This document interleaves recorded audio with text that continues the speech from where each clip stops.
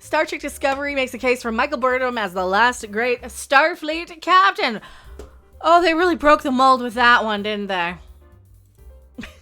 That's the wrong thing.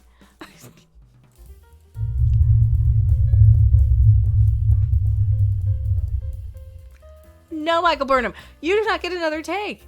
You get one take, and that's all you're worth, Miss Michael Burnham. The last great star... They asked in chat, does that mean they're going to stop making Starfleet captains? Maybe, if we're lucky. I mean, they do need to stop making Star Trek. So, what is this? The last great Starfleet captain? What are they smoking? Are they smoking some of the Michael Burnham special? Damn. Remember? Do I have that picture? I don't even know if I have the picture. Is that it? No, that's me. That's my face. Where's my... I have a sneaking itch my nose. The following video is brought to you through the generous support of viewers like you. If you like this content, then please consider subscribing, liking, and sharing this video. And for those who are in the position to donate, this channel thanks you. And so does this orange cat. I was just thinking, right? Okay, so she grows up on Vulcan. And she immediately, her immediate, instead of, you know, all of her suppressed emotion, everything trying to fit in with the Vulcan culture, trying to be so prim and proper and logical, you know, the second she's hit with space weed, she's like, damn.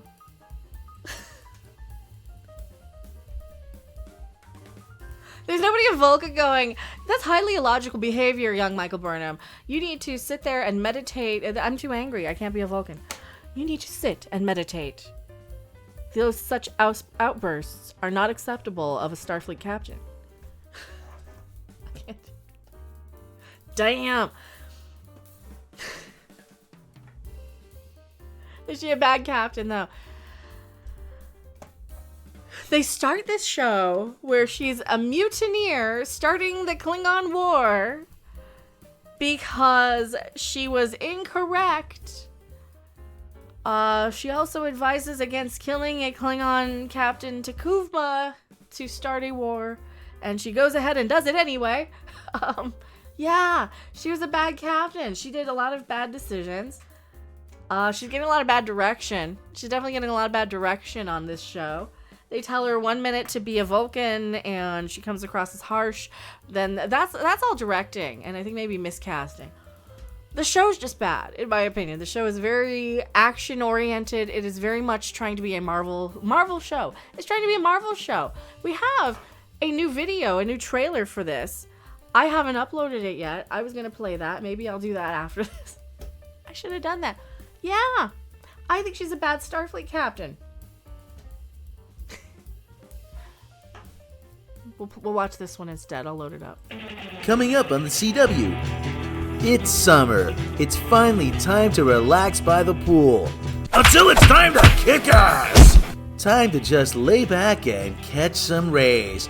And a fist to the face! And find that new summer romance. And wait for all hell to break loose! Be sure to watch the all-new summer season of Kung Fu High Pool Party! Hoo-yah!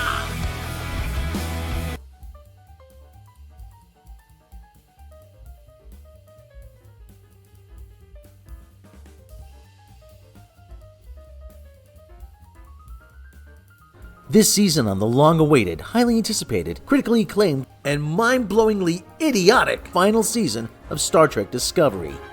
Will Tilly find love? Will Saru and Trina tie the knot? Will Michael Burnham die from radiation sickness before she can rekindle a romance with Book? Michael Burnham, I love you. Will the crew of Discovery survive the crash? Oh yeah, and they shoot a lot of. You know, I thought Star Trek was about exploration and the final frontier. This is just shooting and a lot of romances. Bad YA romances. That's this season on Star Trek Discovery. You know what? Nobody's watching this show anymore. I'm sure you can find this somewhere before it's on Sci-Fi Channel at 1 a.m., sandwiched right between Roswell and Stargate Universe reruns. I like writing those. That's probably why That's probably why, huh? I really enjoy doing those commercials with him. That's probably part of the hugest problem, is those are so fun to... And you know, as much as I give him crap, he does probably like 90% of those commercials. I only throw in the idea and a few lines. You know, there's not a whole lot of them I write every single line for. Tilly! Yeah, Tilly's in this. Star Trek Discovery makes a great case. Michael Burnham's journey was destined to be among the franchise's toughest and most complex. Well, maybe they should have, I don't know, mapped it out in the beginning and figured out ways that were more, I don't know, Star Trek. I guess. I think we're kind of seeing, my biggest concern is society right now. Idiocracy happened. Idiocracy happened, okay? We don't have people who understand the difference between Harry Potter and Star Trek. They don't know Star Wars versus Star Trek. They don't understand that Star Trek is going to want some sort of theoretical reason why paint can record for some reason. Remember they had that paint that was recording? How does it transmit? What is it recorded on? Is it like a Wi-Fi signal in the paint? Is there some sort of an electromagnetic property in said paint that sends a transmitter somewhere? Where's the transmitter? I don't know. They don't understand any of that. They just think, oh, paint can record now. How? I don't know. Just can. It's some of the most ridiculous stuff I've ever heard in this series. I'm sighing again. You're making me sigh. Michael Burnham's Star Trek journey was destined to be among the franchise's toughest and most complex. Some of us knew this from the moment Sonequa Martin Green was cast to play her, because Rosario Dawson said no, I think, right? Especially black women. Why are you capitalizing it? Women who are sci-fi geeks. There are a lot. Oh God, there are a lot. I'm not saying, not a single person is saying we don't want a black woman captain. Okay, nobody has ever said that. We have said, stop saying stuff like she's the first black female captain in Starfleet when we can pull up Geordi's mom. Okay, stop saying, oh, she's the first black captain, we can pull up Cisco. So every time they make a statement like that, all right, we're Starfleet people, we're Star Trek people, we are geeks. We're gonna pull up examples of why you're incorrect, and we're gonna argue semantics and be pedantic and be... We're sci-fi. We're argumentative by nature. That's because we're passionate. All right? That's because we also are on this sort of morally superior, protective quest to keep our intelligent stuff intelligent and let the stupid stuff, like your fart jokes and your Lizzo stuff and your Dune popcorn buckets, like there's a place for that. Oh, I love a good Dune popcorn bucket joke. Don't. Seriously, I'm looking for something here. I'm looking for my Lizzo fart or something. I love a good piece of lowbrow humor. I also want Star Trek to not insult my intelligence. I don't want, somebody getting on Twitter and telling me how istaphobic it is that I think a mutineer might not, just be let out of prison immediately and put on board a starship right away. That's all I'm saying. That's all. Like, do they not understand who Star Trek fans were? Do they not understand that? Right? Michael Burnham. Her journey. Yeah, I know. To some, the visibility symbolizes everything that's supposedly gone wrong with the franchise. No! Nobody had a problem with it. This is what they get. This is how they get you. They're just making it all about this racial argument where they can just say, you're a racist. Maybe Star Trek writers are the racists. Maybe the Star Trek... Do I have to pull up the damn again? Do I have to pull that up? Maybe the second you have a woman of color come into Picard, you give her space weed and put her in a trailer out by Vasquez Rocks and say the only thing that's keeping her from being... no, she got fired for being on drugs or something. Maybe you're doing stuff like this. Goes even further by assembling how truly inclusive the cast blew. Well, the cast, yeah, heteronormativity. The series' long-standing heteronormativity?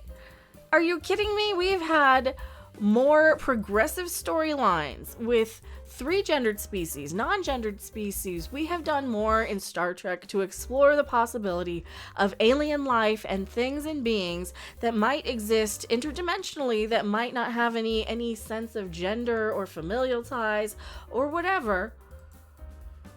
Then I think you realize, who the hell wrote this?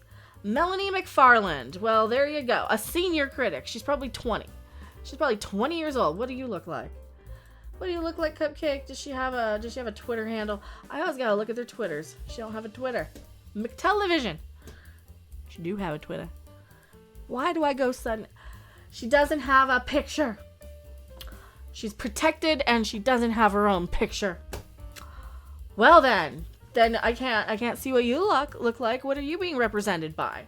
You're clearly hiding behind what? Pam Grier? So what do you look like? Isn't representation in article writing form important? Don't we need to know what you look like? Instead of just some random voiceover? I don't know. All this further angered cultural trolls and self-appointed arbiters on what's so-called real Star Trek. These people invested in interest in downvoting such divergences over what's gone before. Well, yes, the divergence from intelligent scripts, yes, thought-provoking ways of people can be. As not entertained as I can be by some things, and as harsh of a critic as I am on some things, you cannot ignore the importance of an episode like Darmok in communicating and conveying how some people communicate entirely differently. Some people are going to communicate in metaphors. Some people are going to communicate in song. Some people are going to communicate best by sliding right into my DM with your real account this time. And telling me exactly what you need to tell me after all this time, babe. And I might have some answers for you that might be satisfying for a change. Mainly it was, as it continues to be, the purists who wrote off Discovery as not Trek. You argued so much the semantics of what was canon and not every time we had a complaint. We tried to complain about the canon. We tried to complain about why does the ship look different? Why is the technology wrong? And they're like, you're a racist. Every time we tried to complain about anything that was not racial, what happens? They send all these marketing accounts to prove you wrong. Which isn't even the case, because they're still incorrect, because they still admit that this is still an offshoot of the JJ universe. So it doesn't even matter. This is all this reboot shit. Why am I mad? It's Star Trek. Why am I mad about this? It's bad Star Trek. I'm just mad that this article is like, you're an istaphobe. It's like, well, you know what? Then you know what you are. If I'm an istaphobe, then I called you that in your head. And if you are giving me that power over you, then that's a you problem, all right? That's a you problem, and you need to take yourself and go and figure out what you need to do about this, Miss, who the hell is this? Melanie McFarland, okay? Okay, so if you automatically assume I called you a name, then what do you do? I'm yelling again. I'm yelling at an imaginary person for this. I'm yelling at a screen name. How long is this? Oh my god, this is a 500-page article. So basically this is more of, look at all the times you're wrong, people, and I think I've already disproven this. If you want us to go into this article more, there is a new episode tonight. There's one more episode. There's a 500-page article on why you're an istaphobe for not liking Michael Burnham's representation of the black women culture of space, who resort immediately to where is it? I don't have it handy. I lost my damn. The second they accidentally get a whiff of space juice.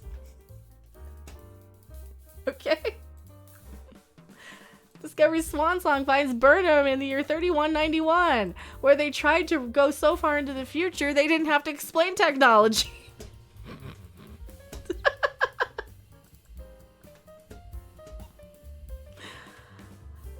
Their success should place her on par with the greats and honor that showrunner Michelle Paradise and the show's co-creator Alex Kurtzman have been driving for this whole time. Some indicators of the goal aren't as obvious as others, like the sequence in which Raynor defies Burnham during an away mission. Oh yeah, they finally got a new guy to talk back to her now. So she's such a good, diverse woman of diversity that they have a white man come in and yell at her and tell her and talk down to her. I'm just tired of this. I'm tired of this being their only argument. This is your only argument? This is your only... Yeah, why women watching this, especially black women, I would wager, might have experienced a slight rage triggering in their soul that was mollified by Obama pulling the very Obama-esque move of asking Raynor to replace her trusted friend Saru as her first officer. The job was coming open anyway, and Saru is shifted. Yeah, they wanted Tilly to do it, didn't they? They said, oh no, they said Book. They said her ex-boyfriend Book, who, got away with almost murdering somebody. Oh, that's another thing. People just get away with murder, literally and figuratively in this show. Literally and figuratively.